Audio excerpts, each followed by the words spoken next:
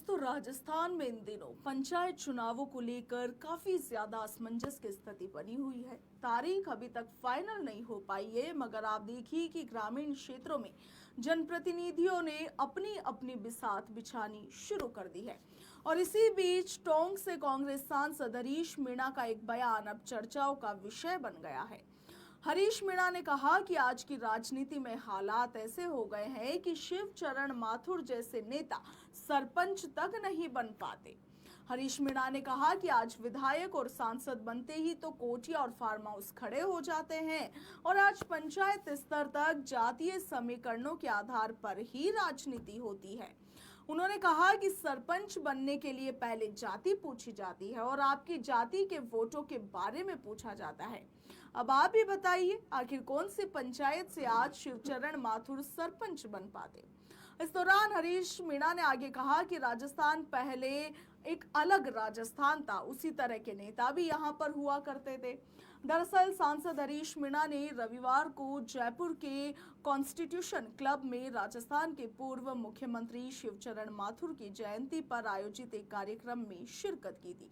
इसी दौरान उन्होंने ये सब बातें कही। टोंक सवाई माधोपुर सांसद हरीश मीणा ने इस दौरान कहा कि पहले नीतियां स्पष्ट होती थी, मगर आज हालात ऐसे हैं कि पार्टी कार्यकर्ताओं से लेकर अधिकारियों तक को ये स्पष्ट नहीं होता कि करना क्या है। जनता किससे मार्गदर्शन मांगे, समझ ही नहीं आता है। इस कार्यक्रम के दौरान हरीश मीणा ने और क्या कुछ कहा है, आप भी सुनिए। मेरा शिवचरण जी से बहुत कोई व्यक्तिगत रिश्ता नहीं था, कोई राजनीतिक रिश्ता नहीं था। मैं तो एक बहुत छोटा सरकारी कर्मचारी था जब वो मुख्यमंत्री रहे, और उस जमाने के मुख्यमंत्री आज के मुख्यमंत्रियों जैसे नहीं रहते। आज तो सुनने में आता है कि हमारा जो एसएचओ होता है पुलिस का, वो भी सीधा सीएम से बात करता है। मैं तो एसपी रहा, मेरी तो कभी सीएम तो बहुत बड़ी बात, कभी डीजी से बात नहीं हुई थी। और शिवचरण जी ऐसे डीजी लाए थे, रघुनाथ सिंह जी, तो उनका नाम भी आ जाता तो नींद नहीं आती थी। तो सीएम तो बहुत बड़ी बात थी, वो अलग जमाने थे। और मैं क्योंकि अब कुछ दिन से राजनीति में हूँ, जो आज की राजनीति चल रही है, अगर शिवचरण जी भी आते इस राजनीति के लिए अनफिट रहते। वो नेता कम थे, अच्छे इंसान ज़्यादा थे।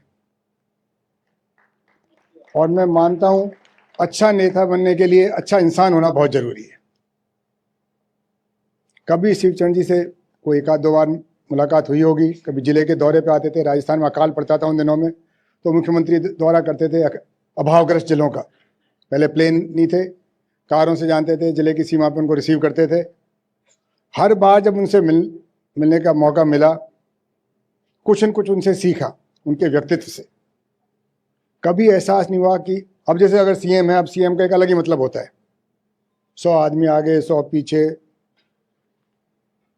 कलेक्टर एसपी 2 जने जाते थे, मिल लेते थे। पहले डिविजनल कमिश्नर ये भी नहीं होते थे, जिले की सीमा पाए जिले, और बड़ी मुश्किल से 2 मिनट बात होती थी।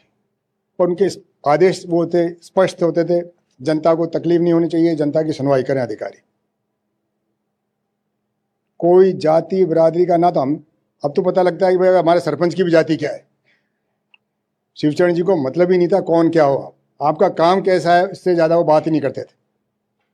और ना कोई उस जमाने में ऐसा अवसर आता था। शिवचरण जी तो सीएम तो बहुत बड़ी बात होती थी। हमारा कभी चीफ सेक्रेटरी से या डीजी से मिलने का काम नहीं होता था। आदर्श जी सचिव होते थे उनके। अगर कोई बात होती, गिरते पड़ते साल 6 महीने, वो आदर्श जी को बताते थे कि साहब मेरा ये काम सेक्रेटरीट में पेंडिंग है, और शायद 99% वो काम हो जाते थे। हमारे क्या था, इंक्रीमेंट नहीं मिला, किसी की छुट्टी नहीं मिली, किसी का क्या काम था सरकारी कर्मचारी का, पर हमें यह था कि अगर हमारी आवाज़ वहाँ पहुँच गई तो काम आपका अवश्य होगा। ये विश्वास सरकार में था, ये व्यवस्था में था। आज जो राजनीति हो रही है प्रदेश में, शिवचरण जी अगर इस युग में होते, मैं मानता हूँ मुख्यमंत्री तो बड़ी बात, आज के युग में सरपंच भी नहीं बन पाते। क्योंकि सरपंच बनने के लिए पूछते हैं आपकी जाति क्या है, जाति के वोट कितने हैं, तो बताइए कौन सी पंचायत से सरपंच बनते हो। तो वो राजस्थान था, और वैसे हमारे नेता थे।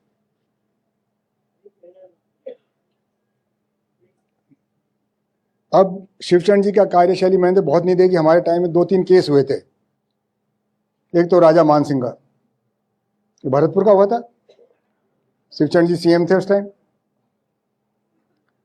हर अधिकारी को स्पष्ट निर्देश थे क्या करना है और क्या नहीं करना। दूसरा इंदिरा जी वाला केस हुआ था, 84 में हुआ था। हम लोग जिलों में थे। राजस्थान का मैं या तो उनके नेतृत्व समझिए या उनके निर्देश समझिए, पूरे आसपास के प्रदेशों में सिखों के साथ जास्ती हुई थी। राजस्थान एकमात्र प्रदेश है कल्ला जी, आपके बीकानेर डिवीजन में तो बहुत है सिख, एक किसी का स्कूटर भी नहीं चलाया। उनके स्पष्ट निर्देश थे कहीं हिंसा कुछ भी हो, मेरे प्रदेश में शांति चाहिए। आज तो किसी मोहल्ले में 2 गाड़ियां टकरा जाती है तो दंगे हो जाते हैं। वो उनका नेतृत्व की क्षमता थी, निर्देश स्पष्ट थे और अधिकारी के अलावा किसी से बात नहीं करते। मैंने आपको आदेश दिया है, आप यहाँ के SHO हो, आपको ये करना है, आप SP हो, जो जिसका जो भी रोल था। और CM नहीं कहते थे, CM का ऑफिस से आता था, CM का तो मतलब ऐसा वो था नहीं, पर नीतियां स्पष्ट थी। आज किसी को पता नहीं है मुझे क्या करना है। पार्टी के कार्यकर्ता से पूछें, वो समझ में नहीं आ रहा साहब क्या करें। अधिकारी से पूछें, साहब पूछेंगे पता लगेगा तो आपको भी बताएंगे। किससे निर्देश मांगे या जनता किससे मार्गदर्शन मांगे। शिवचरण जी के टाइम में मैं और CM के साथ भी रहा हूँ, उनके जिले में भी मैं SP रहा हूँ, पर जो शिवचरण जी में सादगी थी और स्पष्टता थी। आज तो CM का 5 दिन पहले पता लग जाता है CM आ रहा है या CM कैसा होगा। लाव लश्कर ताम झाम उनके कुछ भी नहीं था। उसी श्यामनगर वाले शायद मकान में रहते थे और वहीं से पूरे हुए। यहाँ तो CM क्या MLA बन जाए तो कोठियां बन जाती है, फार्म हाउस बन जाते हैं। तो ये राजस्थान की विरासत थी, शिवचरण जी की देन थी, उनकी सरलता थी और राजस्थान की जनता की महानता थी कि आपने जिसको जो भी पद दिया उसकी काबिलियत पे दिया, उसकी जाति और बरादरी देख के नहीं दिया। कांग्रेस पार्टी की महानता थी। राजस्थान की जनता ने उनको स्वीकार किया, 2 बार CM बनने का मौका दिया। ये भी राजस्थान की जनता की वो है, राजस्थान की व्यवस्था की। आज का राजस्थान बदल रहा है, तो आज के राजस्थान में हम लोगों को जो सीखना है कि शिवचरण जी से, इनकी ऐसी सोच विचार वाले लोगों से सीखें कि सफल कैसे हुए और क्यों बाकी हम लोग सफल क्यों नहीं हो रहे। ये जिस दिन अपन सोचेंगे तो मेरा कोई व्यक्तिगत, जैसे चंद्रमान जी ने तो बताया इनके तो व्यक्तिगत संबंध थे, मेरा तो व्यक्तिगत कोई संबंध नहीं था। तो साहब जिले के SP थे, SP का तो कहीं नंबर ही नहीं आता CM से बात करने का। एक उनके रिश्तेदार थे हमारे पुलिस में, उसकी मेहरबानी होती सुनील माथुर साहब, तो शिवचरण जी के तक खबर पहुंचा देते थे कि साहब एक अधिकारी मिलना चाहता है। हमारा तो कोई लेना देना नहीं था, पर यह विश्वास था कि अगर कोई बात CM साहब के पास पहुंचाएगी न्याय होगा, दूध का दूध होगा, पानी का पानी, वही विश्वास था। और ये व्यवस्थाएं विश्वास पे चलती, आस्था पे चलती। जैसे भगवान का मंदिर है, भगवान किसी ने देखा थोड़ी है, तो होता है भाई भगवान का अगर हाजिरी लगा दी भगवान सुनेगा। तो ये माथुर साहब के बारे में होती कि कोई पक्षपात नहीं, कोई अपना नहीं, कोई पराया नहीं, सबकी मान के चलते थे। तो मैं तो यही आशा करता हूँ कि सब आने वाले नेता शिवचरण जी के जीवन से कुछ सीखें, उनकी कार्यशैली से कुछ सीखें और हम सब मिलकर इस राजस्थान को और खुशहाल प्रदेश बनाएं। यही मेरी कामना है। धन्यवाद सर।